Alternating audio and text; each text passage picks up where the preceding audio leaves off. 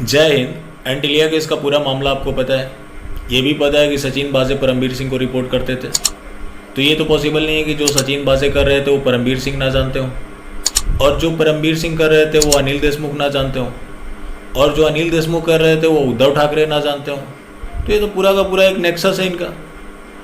जब सचिन बाजे को गिरफ्तार किया गया तो उनके खिलाफ एंटिलिया का मामला था। उसी बीच मनसूख हिरेन का जो डेथ केस था, जिसे इन लोगों ने सुसाइड बताया, जिसका मर्डर किया गया, ठीक वैसा ही हुआ जो सुशांत सिंह राजपूत केस में हुआ। सुशांत सिंह राजपूत को भी इन्होंने सुसाइड घोषित किया, जो कि एक्चुअल में एक मर्डर हुआ है। जब एनआईए का सचिन बाजे पे शिकंजा कसा तो उस समय ये एक्सपेक्ट किया जा रहा था कि अब अगली बारी परमबीर सिंह की, लेकिन परमबीर सिंह ने पोल खोलने शुरू कर दिया। नतीजा ये है कि आज शिवसेना और एनसीपी ये बता रही है कि वो बीजेपी के आदमी है। दोनों के बीच आर पार की लड़ाई है, यहाँ तक कि वो सुप्रीम कोर्ट भी पहुँच चुके हैं, लेकिन वो सुशांत सिंह राजपूत के मौत पे चुप है। ये एक बड़ा सवाल है कि आखिर वो चुप क्यों है।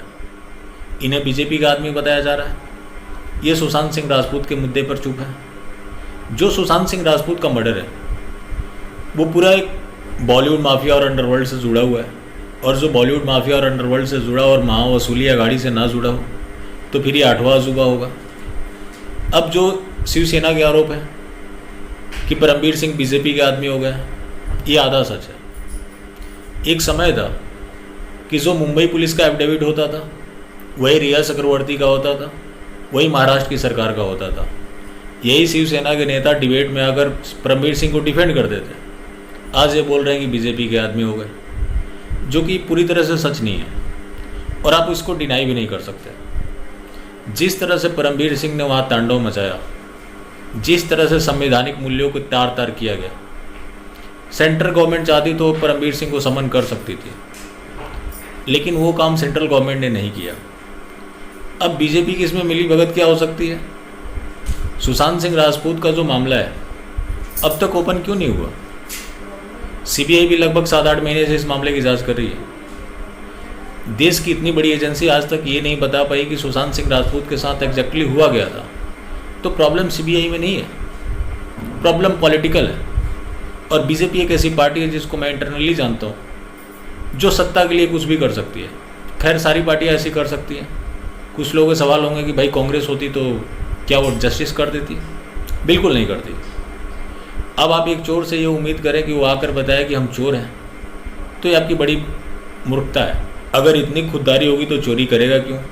दूसरा, कांग्रेस के बारे में इसलिए बात नहीं करता, कांग्रेस ना सत्ता में है ना कल आने वाली है। बात है महावसूली अघाड़ी की, तो बीजेपी वहाँ पॉसिबिलिटी देख रही है। कांग्रेस के साथ तो इसके अलायंस नहीं हो सकते।